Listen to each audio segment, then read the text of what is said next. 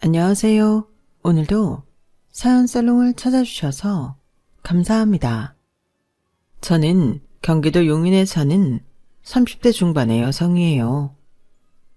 저는 웹소설에 관심이 있다고 하면 이름 한 번쯤 들어보셨을 웹소설 작가예요. 물론 필명이기도 하고 제가 웹소설 작가라는 걸 밝히지 않아서 모르는 사람들이 훨씬 더 많기는 해요.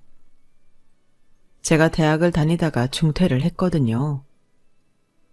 대학 2학년 때부터 웹소설을 쓰기 시작했는데 생각보다 빨리 자리를 잡아서 저는 이 길이 제 운명이라고 확신을 하고 대학을 그만뒀어요. 부모님한테는 나중에라도 다시 학교에 돌아가겠다고 약속을 했고요. 엄마, 아빠, 나 지금은 좀 더 글 쓰는 일에 집중하고 싶어. 학교에서도 강의 머리에 하나도 안 들어와. 온통 글 생각뿐이야. 그러다 보니 학점도 잘 안 나오고 애들하고 어울리는 것도 귀찮아서 집에 빨리 오다 보니까 과모임과도 서먹해지더라. 이럴 바에는 지금 차라리 바짝 글을 써보고 나중에 다시 공부할 마음이 생겼을 때 학교에 복학하고 싶어. 나 이거 진짜 잘할 자신 있어. 예, 아무리 그래도 웹소설이라는 게 직업으로 할 수 있는 일이야? 그냥 소설가도 아니고 엄마 볼 때는 그다지 안정적이지 않을 것 같아서 걱정이다. 학교에 다시 마음을 붙이는 게 어때? 엄마 말에 아빠도 찬성이다. 그 웹소설이라는 거 책으로 정식으로 나오는 것도 아닌데 직업으로 하기에는 좀 그렇잖아. 저는 그래서 부모님께 그동안 제 통장에 들어온 수입 내역을 보여드렸어요. 돈 쓸 데도 없어서 그대로 모아놓다 보니 저금 액수도 꽤 됐고요. 그걸 보신 엄마 아빠는 놀라서 말을 못 하시더라고요. 내 소설이 잘 돼서 출판사에서 책 내자고 연락 왔어. 그러니까 나 지금은 이거 하고 싶어. 허락해줘. 응? 당시에는 웹소설이 막 자리를 잡던 시기라 부모님이 걱정하시는 것도 당연한 일이었어요. 제 생각이 워낙 확고하고 또 생각보다 제 벌이가 괜찮은 데다가 책까지 낸다고 하니 부모님도 마음을 바꾸시고 그럼 한번 해보라고 하셨어요. 대신 언제라도 공부해야겠다는 생각이 들면 복학하겠다는 각서도 썼죠. 그건 저도 그럴 생각이었어서 흔쾌히 그러겠다고 했어요. 시간이 갈수록 글을 쓰면 쓸수록 문장력도 늘었고 독자들이 어떤 부분을 좋아하는지도 캐치할 수 있게 됐어요. 그 덕에 저는 연재 하나를 끝낸 후 몇 달 쉰 뒤부터 새로 시작한 연재는 처음부터 꽤나 인기를 끌었어요. 그러다 보니 메인 작품에도 계속 소개되었고 제 이름도 알려지게 됐고요. 그렇게 3년 정도 더 했는데 제 작품을 해외에서도 관심을 갖더라고요. 그래서 해외 사이트나 출판사와 계약을 맺고 계약금도 받았죠. 저는 원래 언어에 관심이 많아서 제 작품 나간 나라들 언어를 따로 공부하기 시작했어요. 영어는 어느 나라에서든 통할 테니 회화 공부를 다시 시작했고요. 일본어하고 프랑스어, 나중에는 러시아어까지 했는데요. 처음에는 에이전시에서 번역해준 계약서만 봤는데 나중에는 각 나라에서 보내온 계약서를 제가 직접 훑어볼 수 있을 정도는 되더라고요. 이러도 영어 수준으로 할 정도는 됐고 프랑스어도 회화는 어느 정도 가능했어요. 러시아어는 저한테 좀 어려웠는지 읽고 간단한 문장 번역 정도까지 하긴 했네요. 러시아어 회화는 저한테 많이 어렵더라고요. 각 나라의 언어를 배우면서 좋았던 게 그 나라의 문화를 알게 되니 그게 또 글을 쓰는 데 도움이 되더군요. 외국을 배경으로 할 때는 수박 겉핥기가 아니라 제 작품의 퀄리티가 높아질 수 있었거든요. 저는 경력 7년 차에 계약금도 꽤 높아진 작가가 되어서 가끔 대기업이나 공공기관에서도 스토리를 의뢰해 오기도 했어요. 그러다가 남자를 만나서 사귀게 되었는데요. 오늘 제가 이 사연을 쓰게 된 이유가 바로 이 남자 때문이에요. 정확하게는 이 남자의 엄마와 형수가 문제였어요. 저와 1년 넘게 사귀었으니 이제부터 남친이라고 할게요. 남친은 공공기관에서 홍보 담당을 맡는 주무관이었어요. 자기네 기관에서 하는 일을 알기 쉽게 스토리텔링 해달라는 게 의뢰 내용이었고, 그것 때문에 만나다가 남친이 먼저 사귀자고 해서 만나게 된 거였어요.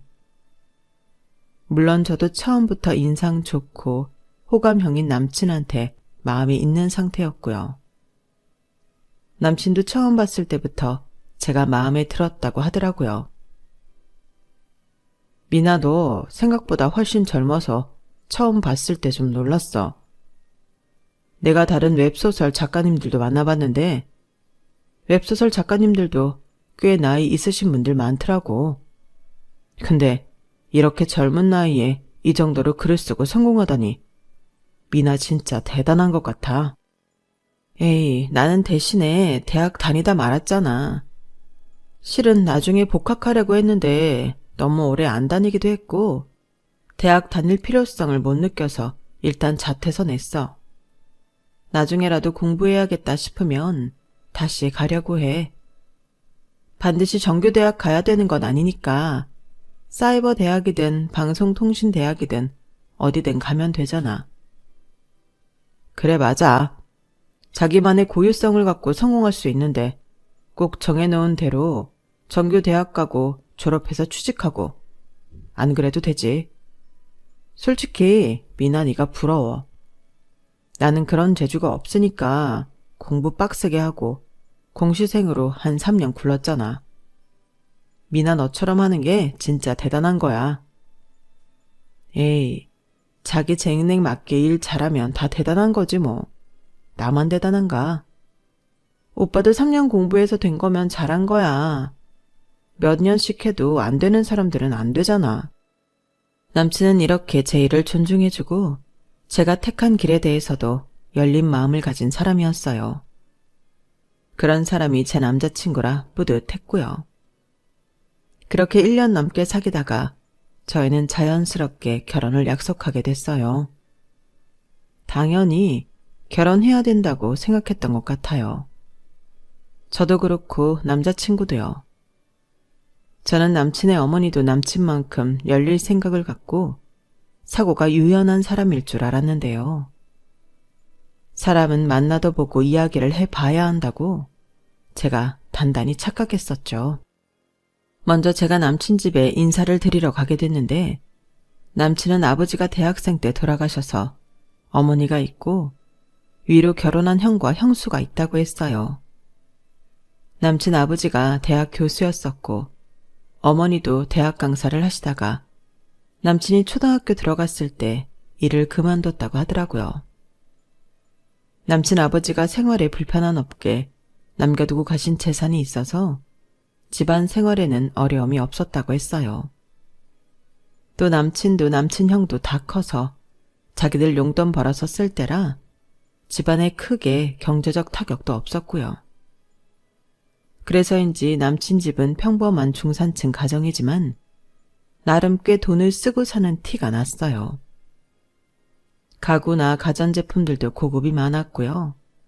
대학 교수 부인이었고 당신도 강사로 대학생들을 가르친 적이 있으시니 지적이고 고상할 거라는 상상을 하게 되더라고요. 물론 겉으로 보기에는 그랬어요. 꽤나 우아하기도 했고요. 하지만 속을 들여다보니 그게 전혀 아니었어요.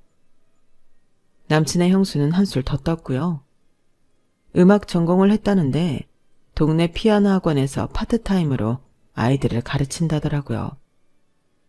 그런데 둘 다 제가 대학을 중퇴했고 웹소설을 쓴다니 태도가 180도 싹 달라지는 거였어요. 남친 어머니는 제 앞에서 아주 민망한 말을 하더라고요. 형준이 너, 얘 대학 중퇴했다는데 그거 알고 만난 거야? 아니, 그러면 최종 학력이 고졸이라는 건데 너 고졸 만나고 다녔어? 그런 애를 집에까지 인사시키러 왔고? 너 정신 나갔어? 제가 너무 놀라 충격을 받고 멍하니 있는데 남친 형수까지 나서더라고요. 도련님 뭐 호구 잡혔어요? 그러지 않고서야 어떻게 이런 수준 안 맞는 여자랑 결혼을 하겠다고 하시겠어요? 혹시 곤란한 일 있으시면 말씀하세요, 도련님. 그러자 남친의 형이 당황해서 자기 아내한테 뭐라고 하더라고요. 당신 손님 앞에서 그게 무슨 소리야? 게다가 우리 형준이 여자친구. 이제 같은 가족이 될 텐데 할 말 못할 말이 있는 거지. 남친 형의 말에 남친 어머니는 오히려 뭐라고 하더군요. 형석이 넌 가만히 있어. 네 댁이 틀린 말 한 거 아니잖아. 그래, 말 나온 김에 한번 드러나 보자. 우리 형준이 어떻게 만났어? 뭐 지금 형준이 일하는데 홍보 때문에 만났다고 했는데 아무래도 그게 다는 아닌 것 같아서 말이야. 그게 다가 아니라뇨. 무슨 말씀 하시는 건지 모르겠네요. 제가 겨우 정신을 차리고 한마디를 했어요. 솔직히 그렇잖아. 정부 부처라는 데에서 아무한테나 그런 의뢰하는 게 아닌데 고졸한테 중요한 일을 맡기겠어? 너 어떻게 뒤에서 손 쓴 거 아니냐? 그래서 공무원 하나 잡아서 잘 먹고 잘 살아볼 생각한 거 아니냐고. 어머니, 제 생각에도 아무래도 그런 것 같아요. 이상해요.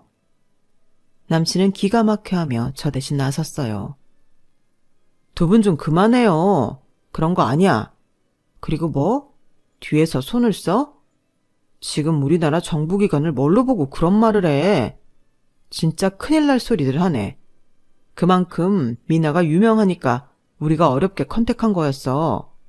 그리고 미나가 내가 담당일지 어떻게 알고 왔겠어? 정말 이상한 상상들 좀 하지 마. 아, 됐고. 나는 고졸 며느리 어떻게 받아들여야 할지 모르겠다. 어디 가서 누구한테 무슨 말을 하겠니? 거기에 남친 형수가 또 거들었어요. 솔직히 요새 개나 소나 다 쓴다는 게 웹소설 아닌가요? 이게 돈 좀 번다고 하니까 아무나 다 달려들던데 돈 버는 사람은 그렇게 많지 않대요. 이봐요. 솔직히 말해봐요. 우리 도련님 물어서 편하게 먹고 살려고 꼬셨죠? 그리고 글이라는 거 나도 써봐서 아는데 그게 보통 힘든 줄 알아? 이렇게 대학 중퇴하고 그러는 사람이 할 수 있는 일이 아니라니까? 어떻게 학교를 다니다가 그만둘 생각을 하지? 뭐 사고 쳤지? 아니면 학사 경고 계속 먹어서 지적된 거 아니야? 어머 맞다 얘. 그랬나 보다. 아니면 요즘 세상에 미쳤다고 멀쩡하게 다니던 대학을 그만둔다니? 네 말이 맞다? 이러면서 자기들끼리 북치고 장구치고 하는데 남친이 그런 거 아니라고 화를 버럭 내고 남친 형도 자기 일 잘하고 있는 사람한테 그게 뭐 중요하냐며 한마디 하자. 그제야 조금은 수그러들었어요. 하지만 그 다음부터 두 사람이 보여준 행동이 가관이었어요. 어쨌든 남친 집에까지 왔으니 예의는 지키고 제 할 도리는 해야겠다 싶어서 밥도 같이 차리고 식사를 하게 됐어요. 그 후에 잠깐 남친하고 남친 형이 마트에 가서 과일을 사오겠다고 한 후에 정말 우스운 일이 벌어졌어요. 갑자기 남친 어머니랑 형수가 자기들끼리 영어로 대화하더라고요. 이게 무슨 황당한 경우인지 너무 어이가 없어서 두 사람이 뭐라고 하는지 못 알아듣는 척 지켜봤죠. 뭐 남친 형수가 미국에서 바이올린으로 2년 유학했다더니 그때 영어를 익혀둔 걸 써먹는 것 같더라고요. 남친 어머니는 원래 영어를 좀 했던 모양이고요. 어머니, 진짜 웃기지 않아요? 저 여자 너무 뻔뻔한 것 같아요. 여기가 어디라고 감히 결혼을 하겠다고 하요? 누가 아니라니? 형준이 걔는 어쩌다 눈에 콩깍지가 씌어서 저런 걸 데려왔나 몰라. 지가 뭐가 부족하다고 저런 모자란 대학 중퇴에 웹소설? 그런 희한한 걸 하는 애랑 결혼을 하겠다는 건지. 이거 100% 저 여자가 꼬신 거예요. 도련님 원래 순수하고 착하잖아요. 아이, 모르겠다. 제가 나 망신 주려고 작정했어. 대학 중대한 며느리 맞는다고 누구한테 청첩장을 줄 수 있겠냐고. 내가 정말 저런 수준 안 맞는 애를 집에 들여야겠어? 어머니, 그럴 게 아니라 우리 머리를 써야 해요. 그래, 우리 둘이 생각을 좀 해보자꾸나. 저는 눈앞에서 무슨 블랙 코미디가 펼쳐지는 것 같아 한심했지만 저를 어떻게 생각하는지 너무 뻔히 보이고 이렇게 대놓고 사람을 무시하는 행태에 결혼 생각이 싹 가시더군요. 어쩌면 그걸 바라고 그런 행동을 했는지도 모르겠어요. 제가 아무 말 안 하고 가만히 듣기만 하자 정말 영어 한마디 못하는 줄 알고 계속 짓거리더군요. 얘, 쟤 봐라. 우리가 영어로 말하니까 한마디도 못하잖아. 저런 애랑 우리가 어떻게 얼굴을 맞대고 살아? 제 말이요, 어머니. 이건 진짜 너무한 것 같아요. 라는데 저는 웃음이 터져 나올 뻔한 걸 겨우 참았어요. 두 사람이 한다는 영어는 정말 기초적인 단어들이었고 대단한 문법이나 어려운 말을 쓰는 것도 아니었거든요. 게다가 남친 형수는 미국에서 공부까지 했다는 사람이 어찌나 쓰는 단어들이 저렴한지 유학 시절에 어떤 사람들하고 어울렸을지 안 봐도 알겠더군요. 거기서 제가 영어를 입에 올리며 확 기죽이고 싶기도 했지만 이미 그럴 마음조차 없을 만큼 저는 그 사람들을 상대하고 싶지 않았어요. 남친은 나중에 저를 배웅하며 미안하다고 몇 번이고 사과했지만 저는 결혼은 아무래도 못할 것 같다는 쪽으로 기울었죠. 그걸 어떻게 남친이 상처받지 않게 잘 말할 수 있을지 그게 고민이라면 고민이었어요. 남친하고 남친 형은 정말 좋은 사람들이었지만 제가 시댁에 가면 가장 많이 부딪힐 사람이 시어머니랑 남친 형수인데 그런 사람들하고 같이 있고 싶지도 않았고 두 사람을 감당해낼 자신도 없더라고요. 또 내가 뭐가 아쉬워서 그런 집에 시집가서 대접도 못 받고 사나. 그럴 바에야는 차라리 혼자 살면서 좋아하는 일이나 실컷 하는 게 낫다. 그런 마음이 들었어요. 그런데 정말 결혼이 하기 싫어져서 그런 일이 생긴 건지 마침 제가 택시를 타고 외출을 하다가 뒤에 차가 받는 추돌 사고가 나지 않았겠어요. 저는 허리랑 목을 강하게 부딪혀서 일단 택시 기사님 연락처를 받아서 돌아왔는데요. 긴장이 풀리고 나니까 갈비뼈 있는 데가 너무 아프더라고요. 저는 물리치료 몇 번 받으면 나으려나 했는데 의외로 갈비뼈에 금이 갔다는 진단을 받게 됐어요. 그 외에도 허리 충격에 목 디스크 증상도 있어서 계속 병원에 한의원까지 다니며 치료를 받아야 했어요. 그 바람에 자연스럽게 남친이 저희 집에 오는 게 미뤄졌고요. 저는 차라리 잘 됐다고 생각하며 어떻게 남친한테 이 결혼을 안 하겠다고 해야 할지만 고민했어요. 그런데 어느 날 남친이 신이 나서 저한테 전화를 했더라고요. 미나야, 너 다쳤다니까 엄마가 너 맛있는 거 사주신대. 땡땡 백화점 식당가 예약하셨대. 거기 요즘 인기 많은 데라서 예약하기 어려운 데인데 특별히 너 잘 먹어야 한다고 형수한테 부탁해서 예약하셨다는 거야. 엄마가 너에 대해 마음이 바뀌셨나 봐. 너무 잘 됐지. 하지만 저는 남친 형수랑 남친 어머니가 갑자기 마음을 바꿀 리 없다고 생각했어요. 둘이 같이 저를 부른다니 뭔가 쎄한 게 감이 안 좋더라고요. 정말 감사하기는 한데 이번에는 오빠 혼자 가면 안 돼? 나 목 디스크까지 와서 진짜 힘들거든. 갈비뼈 금 간 것도 아직 잘못 움직이면 아파서 그래. 나도 너 교통사고 난 것 때문에 나중으로 미룰까 했는데 이렇게 흐름 좋을 때 확실하게 잘 보여서 점수 따면 좋잖아. 오빠는 내가 점수를 따야 된다고 생각하는 거야? 물론 네가 그래야 되는 건 없긴 하지. 그래도 엄마가 전에 안 좋아하시는 티를 내셨으니 이럴 때 마음에 들게 하면 우리 결혼하고 나서도 훨씬 편하니까 그렇지. 오빠, 안 그래도 내가 할 말이 있는데. 나 지금 바로 회의 들어가야 돼. 잠깐 짬내서 전화한 거라. 나중에 들를게. 그리고 내가 너 집으로 데리러 갈게. 그러면 괜찮지? 많이 안 움직여도 되고. 그럼 그날 보자. 이렇게 전화로는 제가 하고 싶은 말도 못하고 끝이 났고, 저 역시 아직 어떻게 말을 할지 완전히 정리가 안 됐기 때문에 나중에 말하자 싶었어요. 일단은 남친 말대로 남친 어머니가 보자는 식당에 가기로 했고요. 며칠 뒤 약속 날이 되어서 남친은 저를 데리러 집 앞에 왔어요. 저는 마지막이 될지도 모르는 자리이니 끝까지 예의를 지킬 생각에 꽤나 잘 차려입고 집을 나섰죠. 그 모습에 남친은 제가 자기 엄마한테 잘 보이려는 거라고 생각했는지 엄청 좋아하더라고요. 이렇게 명품 옷으로 차려입은 저를 보면 마음이 바뀔 거라나요? 솔직히 제가 자기 엄마한테 잘 보여야 된다고 하는 남친의 사고방식에 좀 실망했어요. 물론 양쪽 부모님께 각자 잘 보이고 싶은 마음에 더 행동을 조심하는 건 당연하다고 생각해요. 하지만 저 같은 경우는 대학 중퇴했다고 완전히 무시당하고 별 말 같지도 않은 소리를 다 들었잖아요.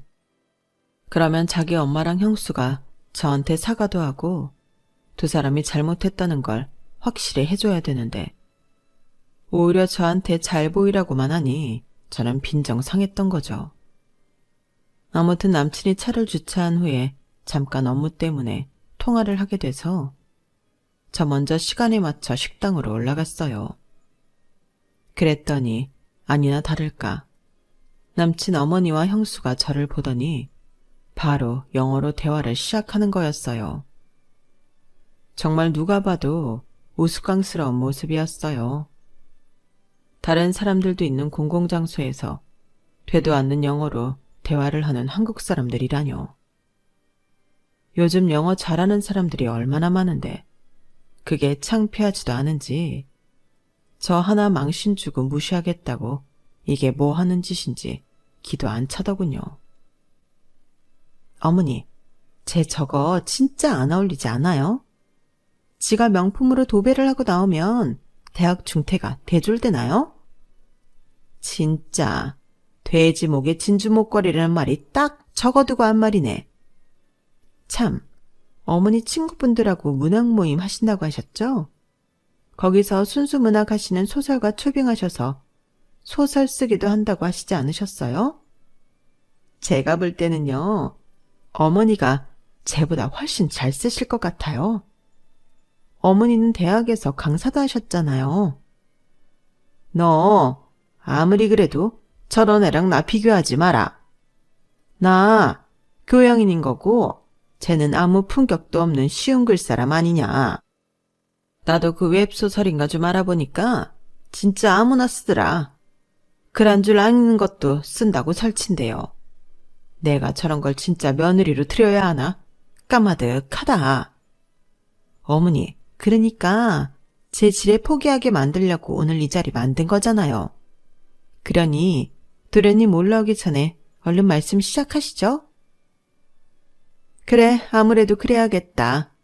이거 우리 아들 없을 때 빨리 말해버리고 쟤 포기하게 만들어야지.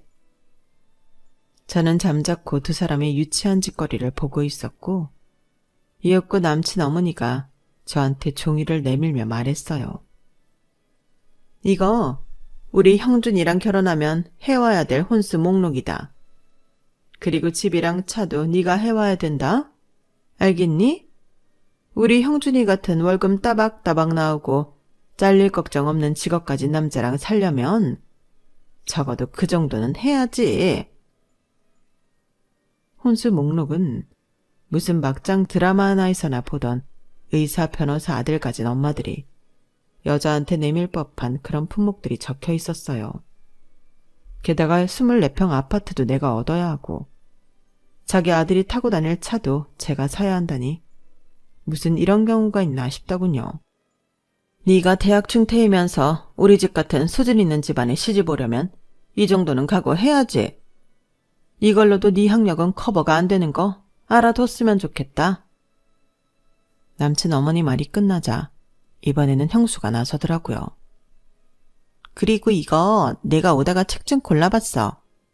우리랑 수준 맞추려면 영어 공부 좀 해야 대화라도 하지 않겠어?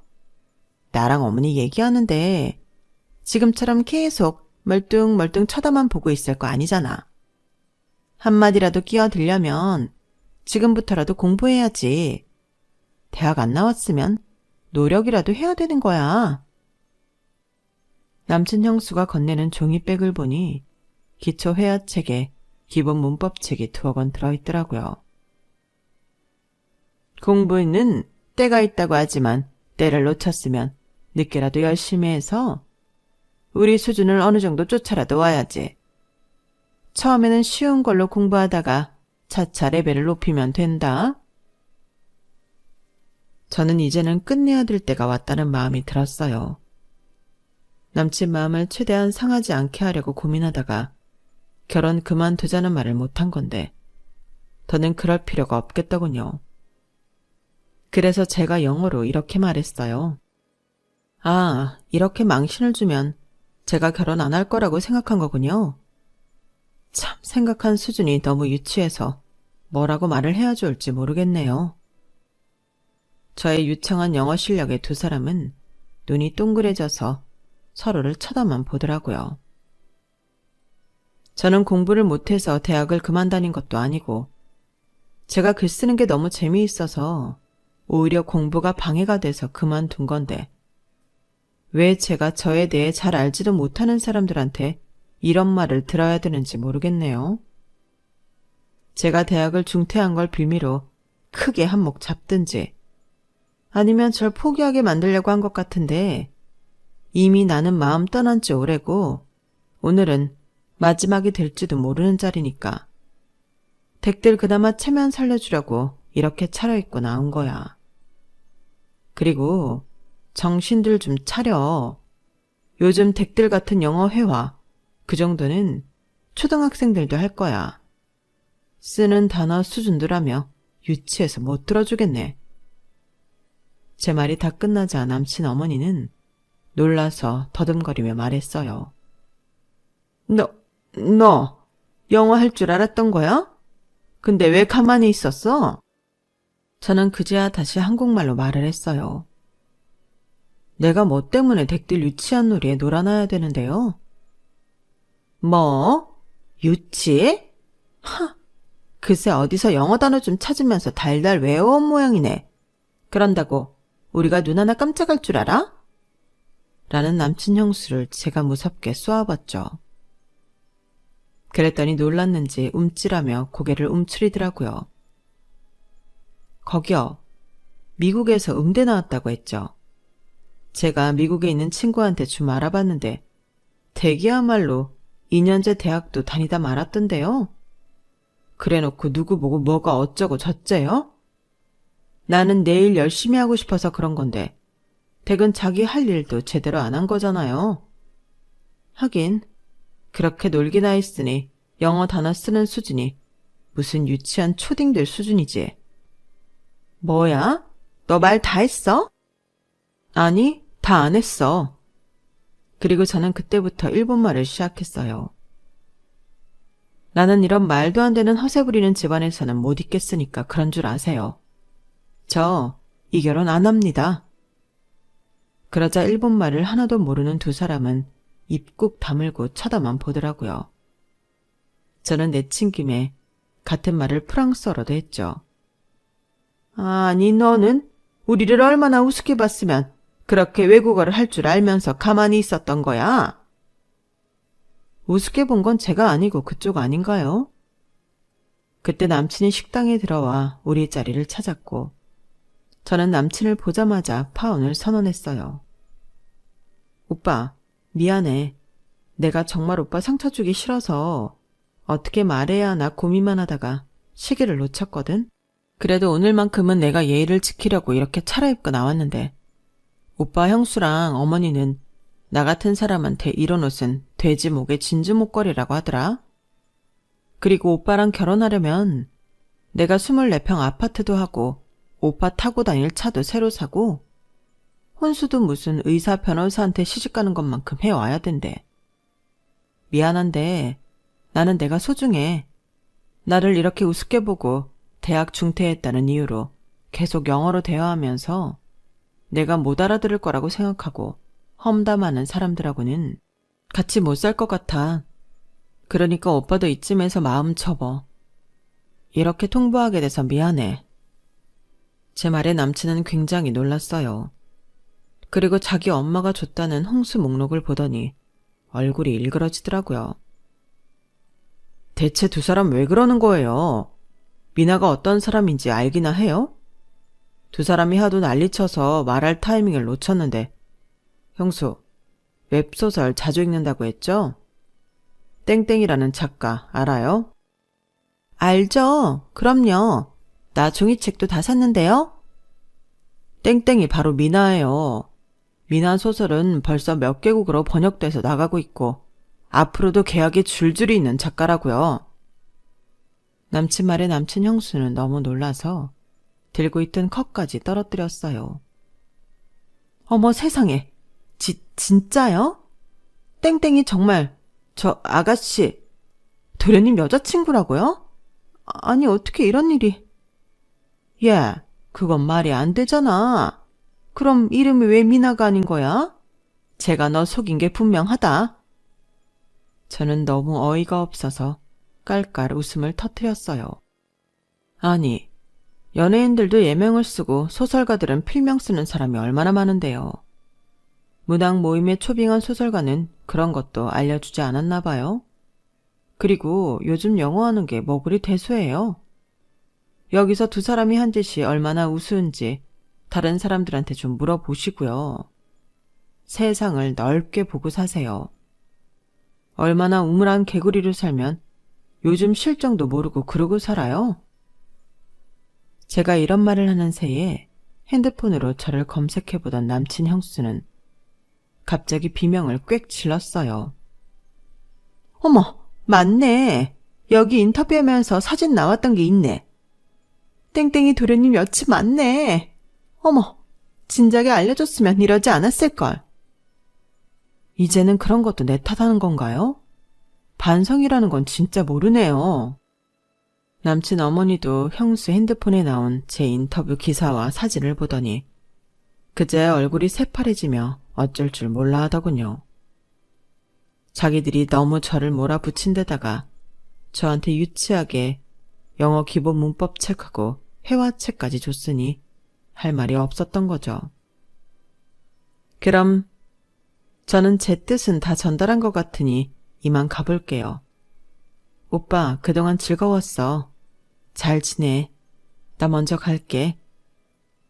그러자 남친 어머니가 저를 붙잡더니 미안하다고 하더군요.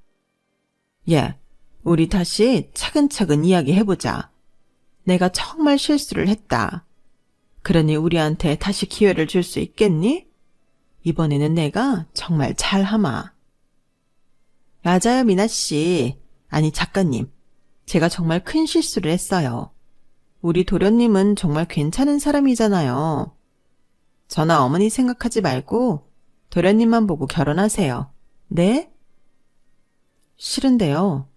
결국 두 분 얼굴 봐야 하고 부대끼며 살아야 되는데 저를 이렇게까지 망신 주지 못해 안달이 난 데다가 아예 결혼 포기하게 만들려고 말도 안 되는 혼수 목록까지 작성한 사람들하고 어떻게 잘 지내요? 저는 못 그래요.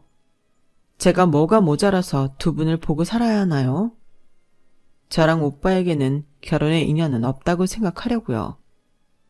진작에 그렇게 마음먹고 있었고요. 그러니까 두 분 마음에 드는 며느리감 잘 골라보세요. 그게 잘 될지는 저도 모르겠네요. 공무원이 아무리 안정적이라고 해도 제가 버는 거에 비하면 정말 적은 돈인데 돈만 따지면 저도 이 결혼 못하죠. 그러니까 이 결혼은 아예 없던 이야기로 할게요. 그리고 두 사람 앞으로 밖에서 영어로 대화하실 거면 발음도 좀 고치고 영어 단어도 수준 있는 거 외워서 쓰세요. 듣는 사람이 다 민망하니까요. 아시겠어요? 제 말에 두 사람은 얼굴이 새빨개져서는 고개를 푹 숙였어요.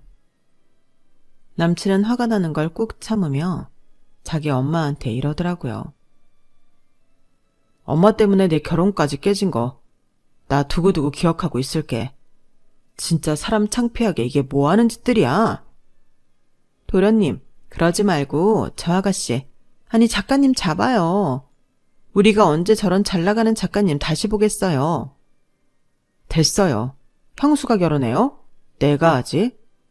그러게, 왜 나서서 그렇게 잘난 척을 해서 이 사단을 만들어요? 두 사람 나 이번 일 똑똑히 기억하고 있을 테니 그렇게 알아요. 그렇게 저희 결혼 이야기는 끝이 났고 남친은 나중에 정식으로 저를 찾아와서 자기 엄마와 형수가 한 일에 대해 정중하게 사과를 했어요. 남친 형도 저한테 미안하다며 조금이라도 마음의 보상을 하고 싶다며 백화점 상품권을 보냈더라고요. 아무튼 그렇게 저와 남친은 인연을 정리하고 헤어지게 됐어요. 그럼에도 남친 어머니는 어떻게 제 번호를 알았는지 그 후에 몇 번이나 전화를 해서 자기가 어리석었다며 다시 생각해달라고 했지만 저는 전화번호를 차단하고 단칼에 잘라버렸어요. 마지막으로 자꾸 이러면 경찰에 신고하겠다고 문자를 했네요. 이 일로 남친의 형까지 엄마와 사이가 안 좋아졌다고 하더군요. 남친의 형수는 그동안 미국에서 대학 졸업한 척하고 학원에서 선생 노릇했는데 그게 들켜버려서 졸지에 백수가 됐고요. 저는 지금까지 글 열심히 잘 쓰며 혼자 잘 살고 있는 중이에요. 아직 다른 인연을 만나지는 못했지만 조급하게 생각하지 않으려고요. 인연에 집착하지 말라는 말이 있더라고요. 저는 그 말대로 제일 열심히 즐겁게 하며 지내고 있어요. 제 이야기는 여기까지예요. 다음에는 혹시 또 즐거운 사연으로 찾아뵐 수 있는 기회가 있었으면 좋겠네요. 들어주셔서 감사해요. 여러분, 사연 댓글에 응원과 현명한 조언 부탁드려요. 좋아요와 구독은 저에게 큰 힘이 됩니다. 오늘도 좋은 일 가득하세요.